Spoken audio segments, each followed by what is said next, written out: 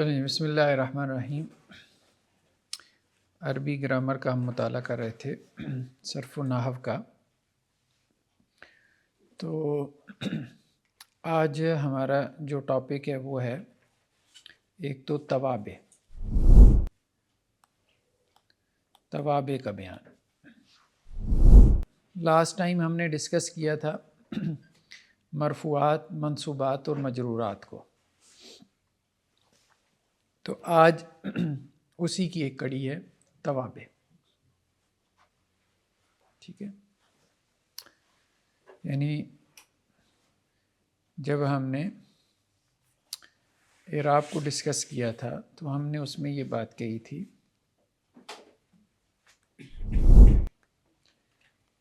کہ کچھ مرفوعات ہیں، کچھ منصوبات ہیں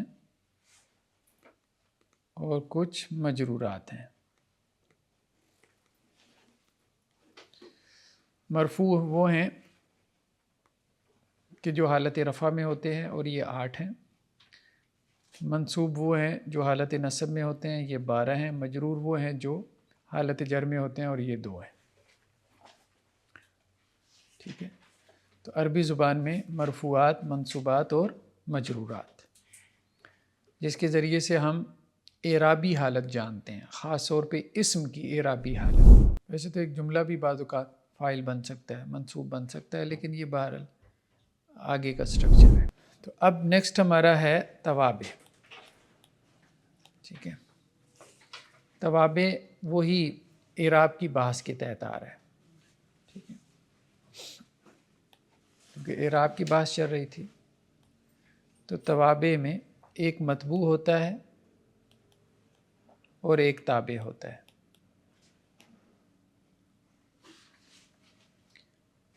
مطبوع یعنی جس کے وہ تابع ہے، اور تابع جو تابع ہے، ٹھیک ہے۔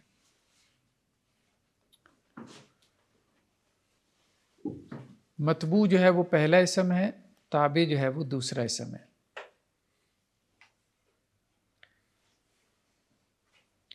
توابع جو ہے اس کی 5 قسمیں ہیں، ٹھیک ہے۔ توابع کا سٹرکچر یہ ہوتا ہے کہ مطبوع اور تابع سے مل کے بنتا ہے۔ مطبوع پہلا اسم ہے، فرسٹ ناؤن ہے، تابع سیکنڈ ناؤن ہے۔ اس کو تابع کیوں کہتے ہیں؟ کیونکہ یہ اپنے اعراب میں مطبوع کے تابع ہوتا ہے، یعنی جو مطبوع کا اعراب ہوتا ہے وہی تابع کا اعراب ہوتا ہے، تو اس لیے ان کو توابع کہتے ہیں۔ اور یہ 5 ہیں، ان ٹوٹل 5 ہیں، ٹھیک ہے۔ یعنی اس کا مطبوع فاعل ہے تو تابع کا اعراب بھی فاعل والا ہوگا، مطبوع جو ہے وہ منصوب ہے تو تابع کا اعراب بھی کیا ہوگا؟ نصب والا ہوگا۔ مطبوع اگر مجرور ہے تو تابع کا اعراب بھی، تو یہ توابع ہے۔ اصل میں اعراب یہی ہیں، ٹھیک ہے، اعراب یہی ہیں، مرفوعات، منصوبات، مجرورات۔ یعنی اعراب کی 3 صورتیں ہو سکتی ہیں، یا رفع ہے، یا نصب ہے، یا جر ہے۔ تو رفع میں ہونے کی 8 وجوہات ہی ہیں، نصب میں ہونے کی 12 ہیں، جر میں ہونے کی 2 ہیں۔ بعض اوقات ان میں سے کوئی وجہ آپ کو نظر نہیں آ رہی تو اس کا مطلب یہ ہے کہ وہ توابع میں سے ہے۔ ہاں جی جی، وہ اسی کی ایک قسم ہے، ٹھیک ہے۔ تو توابع کی جو 5 صورتیں ہیں یا 5 اقسام ہیں، ان میں سے سب سے پہلے کیا ہے؟ موصوف و صفت، یعنی صفت تابع ہے، ٹھیک ہے۔ اس کا مطبوع کیا ہے؟ موصوف۔ تو یہ جوڑا کیا بنتا ہے؟ موصوف اور صفت، یعنی صفت کا اعراب جو ہے وہ موصوف کے تابع ہوتا ہے، جو موصوف کا اعراب ہوتا ہے وہی صفت کا اعراب ہوتا ہے، ٹھیک ہے۔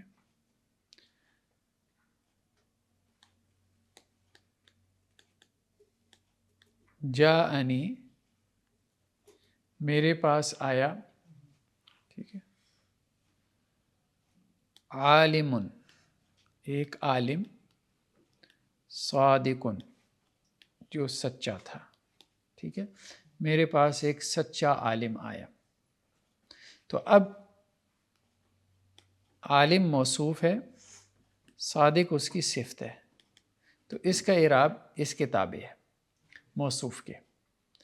اگر موصوف جو ہے وہ نصب میں چلا جائے گا تو یہ صفت بھی نصب میں چلی جائے گی۔ جیسے میں نے دیکھا، رأیت، فعل پلس فاعل ہو گیا، میں نے دیکھا، رأیت، کس کو دیکھا؟ عالماً، ایک عالم کو، صادقاً جو کہ سچا ہے، میں نے ایک سچے عالم کو دیکھا، ٹھیک ہے؟ تو یہ دونوں حالت نصب میں چلے گئے۔ تو تابع اپنے متبوع کو کیا کرتا ہے؟ فالو کرتا ہے، کس میں؟ اعراب میں۔ تو پہلی قسم یہ ہو گئی صفت، دوسری قسم ہے تاکید، ٹھیک ہے؟ اس کا جو جوڑا بنتا ہے اس کو ہم کہتے ہیں مؤکد تاکید۔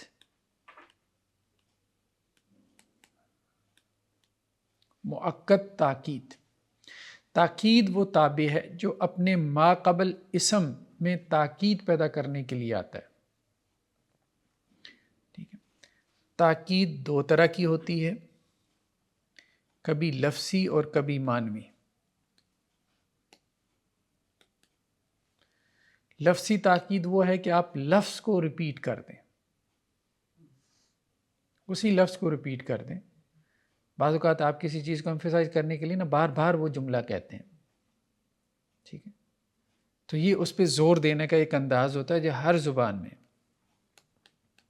جاء زید، زید آیا، زید، زید آیا، زید آیا، ٹھیک ہے؟ ہم کہتے ہیں زید آیا، زید آیا، زید آیا۔ وہ گھر میں ماموں آ جائے نا، بچے شور ماموں آ گئے، ماموں آ گئے، ماموں آ گئے، وہ ریپیٹ کرتے ہیں، ٹھیک ہے؟ تو یہ تاکید ہے، تاکید لفظی، یعنی آپ لفظ کو ریپیٹ کر دیں۔ دوسرا ہے تاکید معنوی، یعنی کچھ الفاظ ہیں جو تاکید پیدا کرنے کے لیے بولے جاتے ہیں، ٹھیک ہے؟ جیسے نفسن،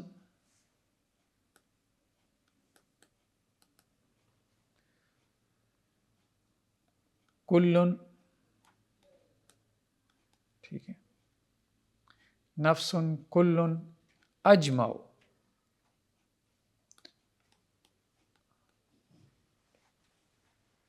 کلا، کلا تثنیہ کے لیے آتا ہے، اس کی مؤنث آتی ہے کلتا،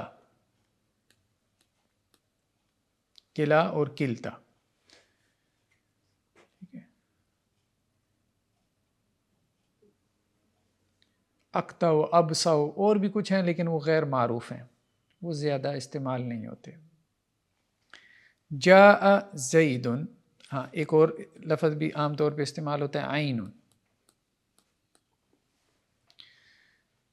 جی، جیسے جاء زید، زید آیا، ٹھیک ہے؟ نفسہ،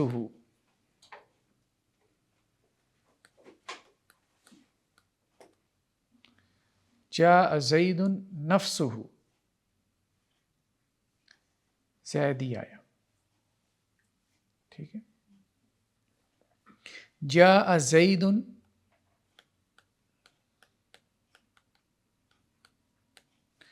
جاء زید عینہ،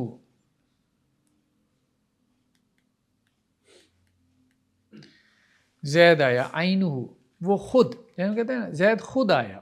ہم اردو میں ہر زبان کا تاکید کا اپنا اسلوب ہوتا ہے، ضروری نہیں کہ ہم اس کو لفظی ترجمہ کر کے اپنی زبان میں ٹرانسلیٹ کریں تو ہماری زبان میں وہی اسلوب ہو، تو دوسری زبان میں ذرا اسلوب چینج ہو جاتا ہے، لیکن یہ ہے کہ تاکید معنوی کے اسالیب ہر زبان میں موجود ہے، یعنی ہر زبان میں کچھ ایسے الفاظ ہوتے ہیں جو تاکید کے لیے استعمال ہوتے ہیں۔ تو جاء زید نفسہ، جاء زید عینہ، زید خود سے آیا، زید خود آیا، زید ہی آیا۔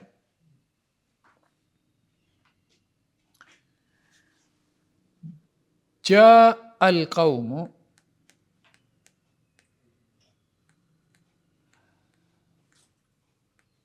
کلہم،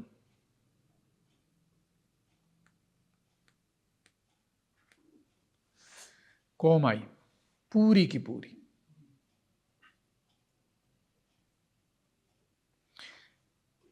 سب کے سب آ گئے، جہاں ہم کہتے ہیں ساری آ گئے، ٹھیک ہے، ساری فیملی جمع ہو گئی، فیملی جمع ہو گئی اور ساری فیملی جمع ہو گئی، تو یہ تاکید ہے۔ جاء القوم اجمعون،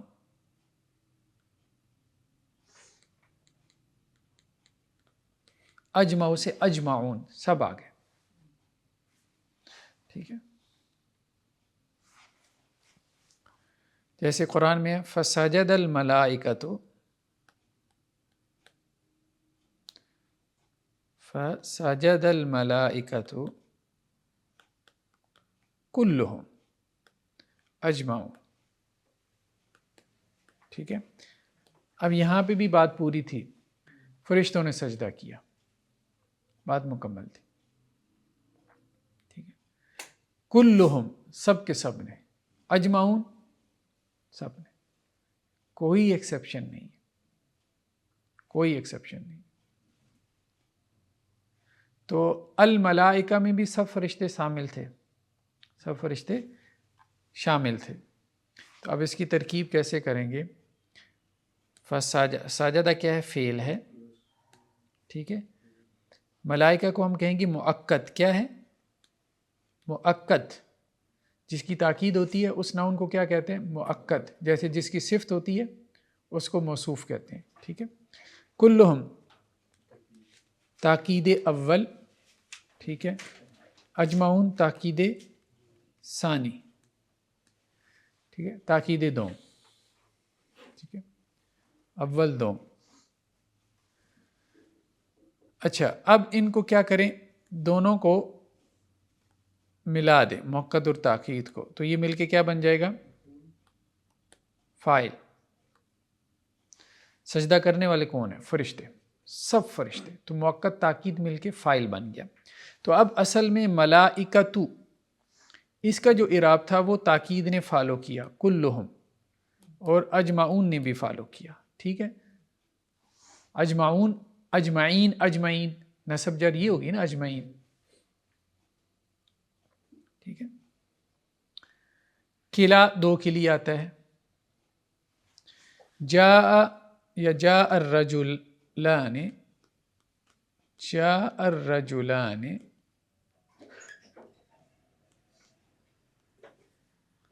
ٹھیک ہے۔ کلا یعنی کلاہما، وہ دونوں کے دونوں آئے، دونوں مرد آ گئے، دونوں ہی آ گئے، ٹھیک ہے، دونوں ہی آ گئے۔ ایک ہے آپ کہیں زید اور عمر آئے، اور ایک ہے زید اور عمر دونوں ہی آ گئے، ٹھیک ہے، تو یہ تاکید ہو۔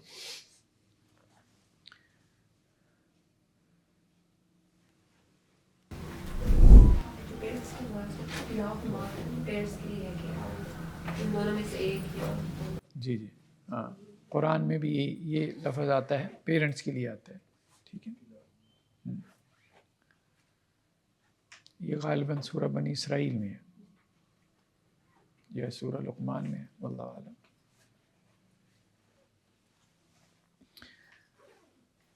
مؤنث ہو تو پھر اس کے لیے کیا آ جائے گا؟ جاءت، جاءت اتل امرأتان، دو عورتیں آئیں، جاءت الامرأتان کلتاہما،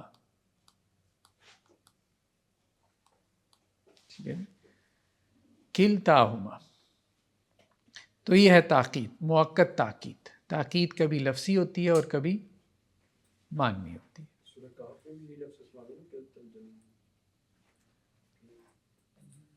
دیکھنا پڑے گا، ابھی وہ آیت سامنے ہونا۔ صفت تاکید،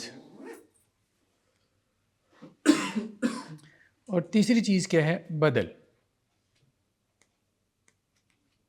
بدل۔ بدل میں جو جوڑا بنتا ہے وہ کیا ہے؟ ایک مبدل منہ ہے اور ایک بدل ہے۔ تو بدل کا اعراب مبدل منہ کے تابع ہوگا،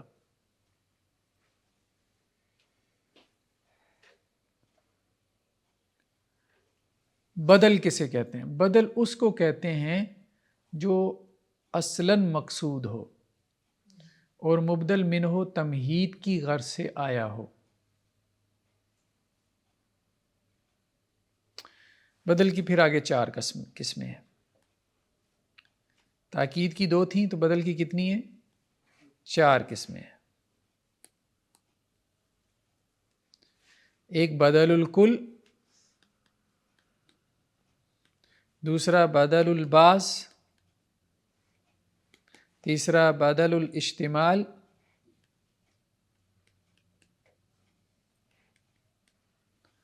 اور چوتھا بدل الغلط۔ اس کو نیچے جا کے کر لیتے ہیں، بس یہاں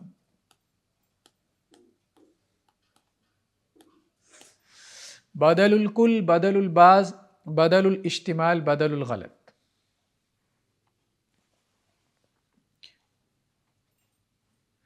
بدل الکل کسے کہتے ہیں؟ بدل الکل کہتے ہیں کہ مبدل منہ اور بدل دونوں ایک ہی شے ہوں۔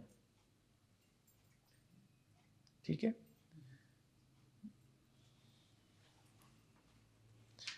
جاءنی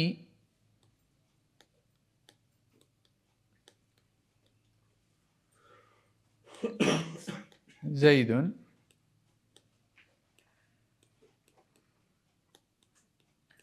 اخوک، میرے پاس آیا زید تیرا بھائی۔ جاء فعل ہے، ٹھیک ہے، نی کیا ہے؟ مفعول ہے، نون وقایا کا اور یا ضمیر مفعول کی، ٹھیک ہے۔ زیدن ہم کہیں گے مبدل منہ ہے۔ اخو کا کیا ہے؟ مضاف اور مضاف الیہ۔ مضاف مضاف الیہ مل کے کیا بنا؟ مرکب اضافی، مرکب اضافی ہو کے کیا بنا؟ بدل۔ مبدل منہ اور بدل مل کے کیا بنا؟ جی بتائیں جی، کیا بنا؟ فعل ہو گیا، مفعول ہو گیا، باقی کیا رہ گیا؟ فاعل۔ کون آیا ہے؟ کون آیا ہے؟ زید اخوک۔ تو مبدل منہ اور بدل مل کے کیا بنا؟ فاعل۔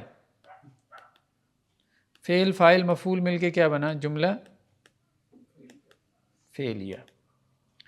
ٹھیک ہے، اصل میں دیکھنے والی چیز کیا ہے کہ زیدن کا جو اعراب ہے وہی اخوکا کا ہے۔ اخو، اخا، اخی، ٹھیک ہے، فو، فا، فی، ابو، ابا، ابی، یہ 6 حروف تھے جن کا اعراب واو، الف اور یا کے ساتھ آتا ہے، یعنی رفع میں واو کے ساتھ، نصب میں الف کے ساتھ اور جر میں یا کے ساتھ۔ تو اخو جو ہے یہ رفع کی حالت میں ہے، کیوں؟ کیونکہ اس کا جو مبدل منو ہے زیدن وہ رفع کی حالت میں ہے، تو بدل کا اعراب مبدل منو کا ہوگا۔ تو یہ بدل الکل کی مثال ہے، یعنی اخو اور زید ایک دوسرے کا کل ہے۔ ٹھیک، ضرب زیدن اخاک جی، ضرب تو زیدن، ہاں، ضرب تو زیدن اخاک، میں نے زید کو مارا تیرے بھائی کو، دیکھیں نا۔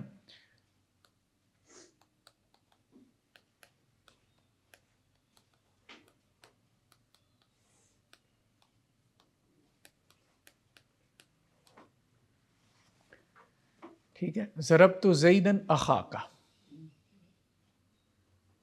ٹھیک ہے۔ مررت بزید، میں گزرا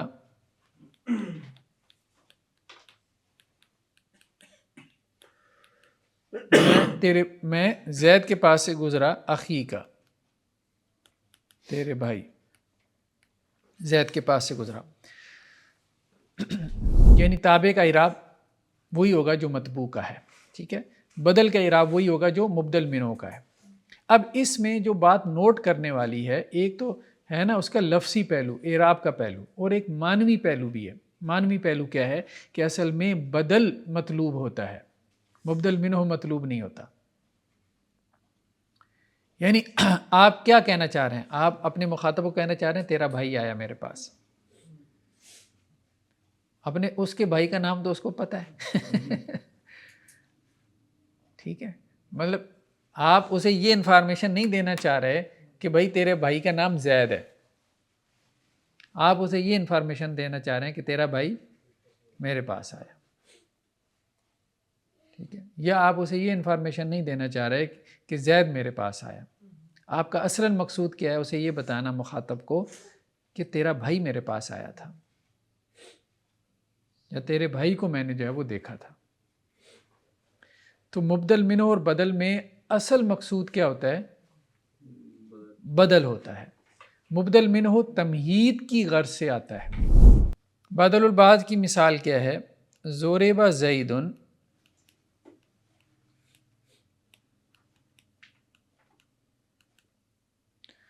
رأسہ،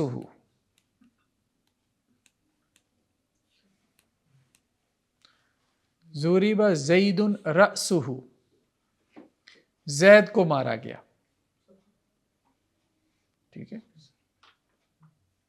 اس کے سر پہ مارا گیا. اب ظاہری بات ہے اس کے جسم کے ایک ایک عضو کو تو مارنے سے رہے، تو زید سے مراد کیا ہے؟ اس کا سر. تو اس کو کہتے ہیں بدل البعض، یعنی مبدل منہ سے جو بدل ہے وہ کل مراد نہیں ہے بلکہ بعض مراد ہے.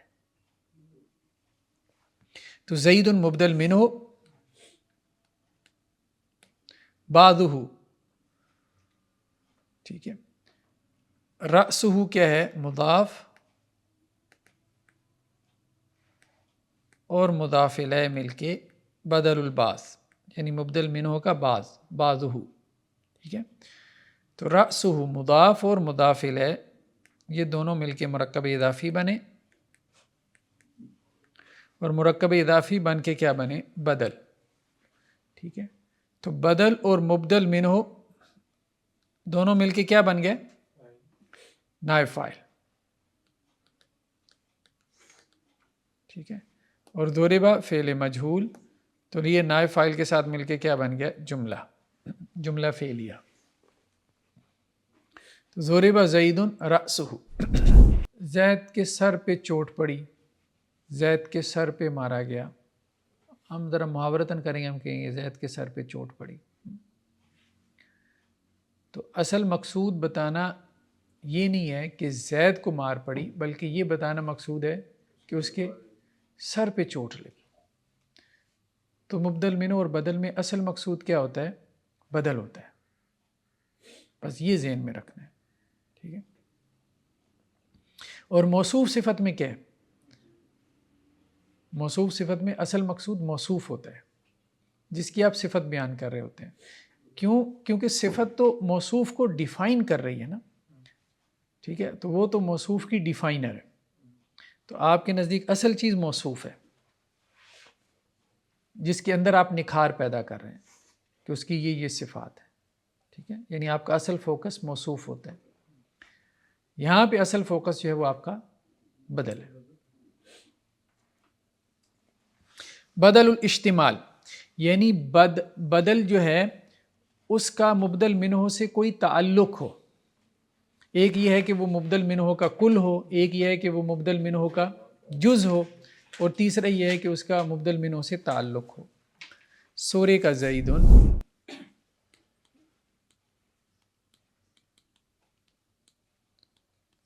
زید چوری ہو گیا، زید تو چوری ہونے سے رہا، ٹھیک ہے.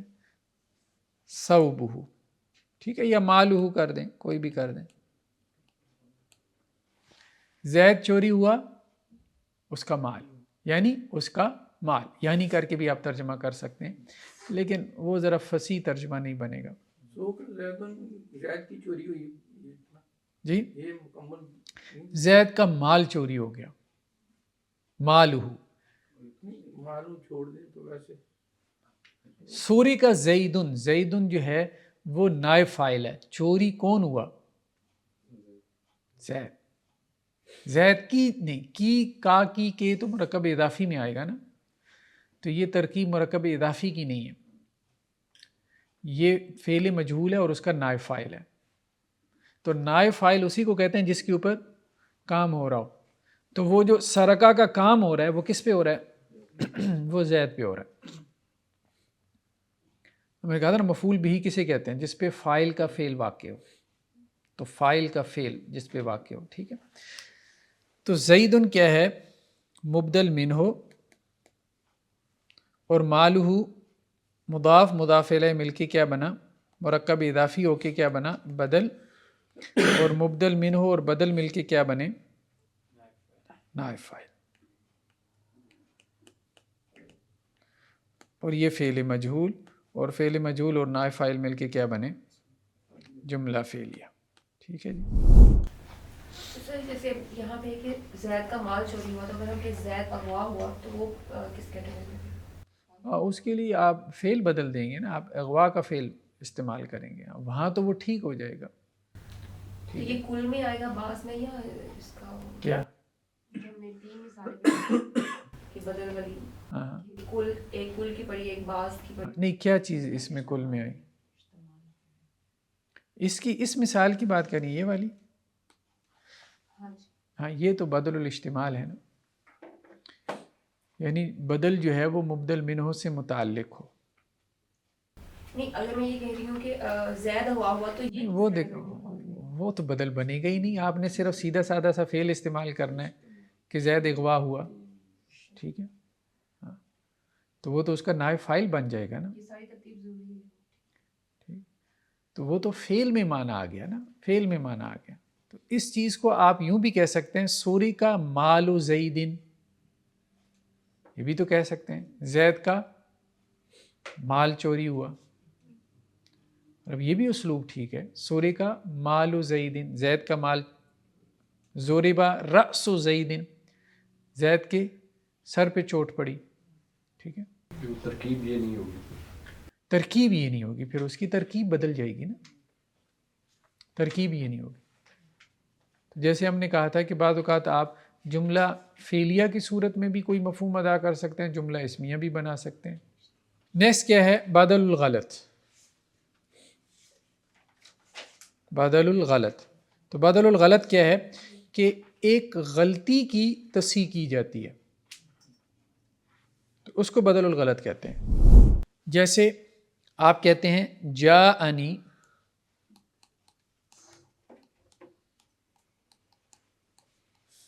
زید حامد، جاءنی زید حامد، آپ نے کہا میرے پاس زید آیا، نہیں حامد آیا، ٹھیک ہے۔ تو جب آپ ایک غلطی کی تصحیح کرتے ہیں تو اس میں بھی آپ کیا کرتے ہیں؟ اعراب کو فالو کرتے ہیں، یعنی غلطی بھی آپ نے گرامر کے رول کے مطابق کرنی ہے، اس کو ریپلیس کر دیتے۔ سر اشتمال کا ویسے لفظی معنی کیا ہے؟ مشتمل ہونا اردو کا لفظ ہے کتابت میں بھی غلطی، جی، کتابت میں لکھتے ہوئے بھی لکھتے والے تو آپ مٹا لیں گے نا، بولنے میں تو آپ لفظ ختم نہیں کر سکتے، جو بول دیا وہ بول دیا، ٹھیک ہے۔ کتابت میں تو ایسا نہیں ہے، وہ تو آپ مٹا کے ریز کر کے دوبارہ لکھ دیں جو صحیح ہے، لیکن جو بول دیا، جو لفظ نکل گیا، اس کو تو آپ واپس نہیں کر سکتے، ہاں اس کی جگہ پہ آپ ایک دوسرا لفظ لا سکتے ہیں، تو اس کو وہ کہتے ہیں بدل الغلط، ٹھیک ہے، یعنی غلط کا بدل، یعنی ایک غلط لفظ آپ نے بول دیا تھا، غلط مبدل منو تھا، اس کا آپ بدل لے کے آئے، اس کو وہ بدل الغلط کہہ رہے ہیں، ٹھیک ہے جی، بدل واضح ہے۔ اب نیکسٹ کیا ہے؟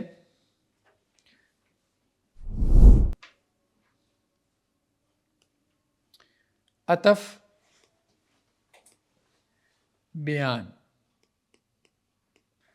اور پانچواں ہے عطف بحرف۔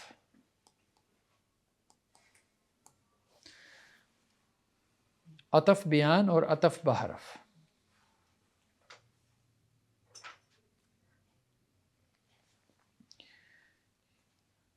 یعنی جو تابع ہے وہ مطبوع کو کیا کر رہا ہے؟ بیان کر رہا ہے، مطبوع کو بیان کر رہے ہیں۔ جاء زید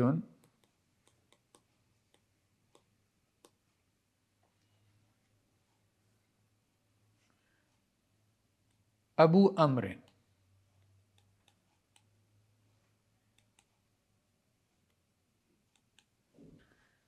جاء زید ابو عمرو،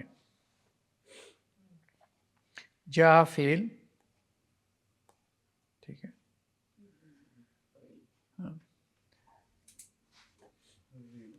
زیدن مبین یعنی جس کا بیان ہے، ٹھیک ہے. ابو امر، ابو مضاف، امر مضاف الیہ، مضاف الیہ مل کے کیا بنا؟ اضافی. اضافی ہو کر کیا بنا؟ بیان بنا. کس کا؟ زیدن کا. مبین بیان مل کے کیا بنا؟ فاعل. فعل فاعل مل کے کیا بنا؟ جملہ فعلیہ. زید آیا، زید کا بیان کیا ہے؟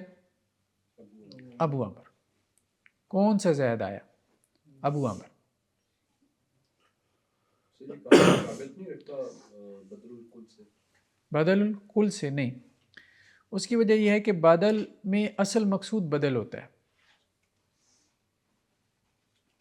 ٹھیک ہے. یہاں اصل مقصود بدل نہیں ہے. وہاں پہ افعال کا بدل تھا نا، افعال کا اخو کا، اخو کا ہاں. وہ بدل تھا. جانی زید اخو کا، ٹھیک ہے، کہ میرے پاس زید آیا، یعنی آپ یہ کہنا چاہ رہے میرے پاس تیرا بھائی آیا. زید کا ذکر تو ویسے ہی آ گیا، آپ یوں کہہ لیں، ٹھیک ہے. یہاں پہ مقصود کیا ہے؟ یہاں پہ مقصود جو ہے وہ زید ہے. مثال کے طور پہ ایک اور مثال سے سمجھتے ہیں. جا نعمان بن ثابت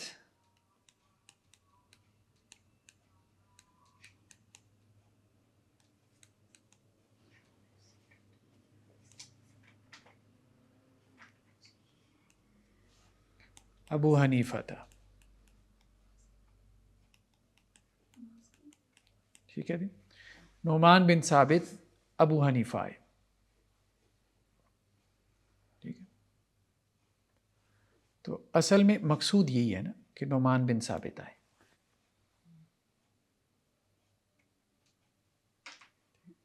اب یہ ہے کہ کوئی بندہ ہو سکتا ہے نعمان بن ثابت کو نہ پہچانتا ہو، تو آپ نے وضاحت کر دی، اس کی وضاحت کر دی اس سے کہ بھئی نعمان بن ثابت سے مراد کون ہے؟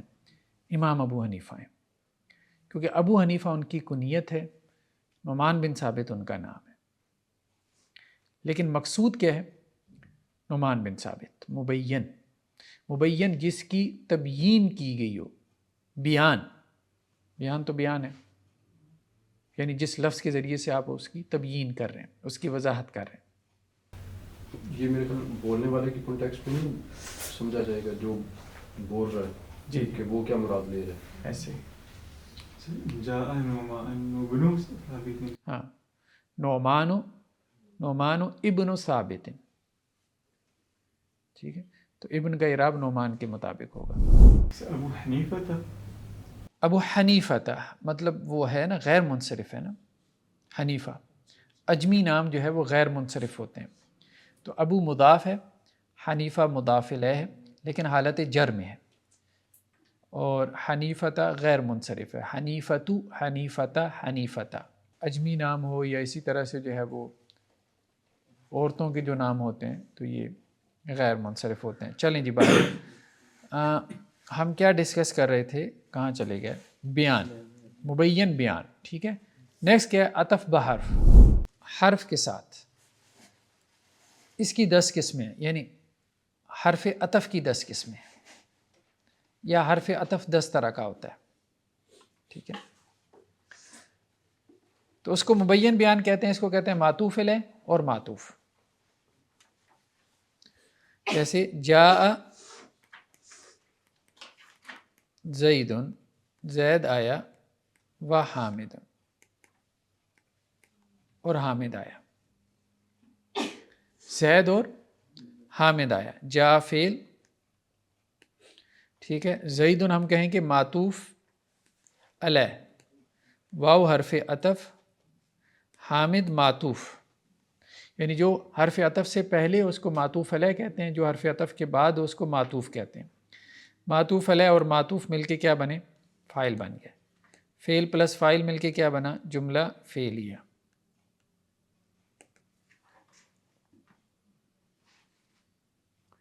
ٹھیک ہے جی. تو عطف بحرف یعنی معطوف، عطف بحرف سے مراد کیا ہے؟ معطوف. تو عطف بیان اس میں دو قسمیں بن گئیں، مبین اور بیان۔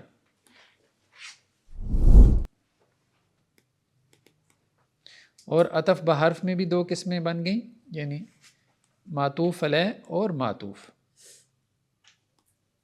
قسم تو یعنی ایک ہے، مطلب اس کے جو پارٹس ہیں وہ دو ہیں، معطوف علیہ اور معطوف۔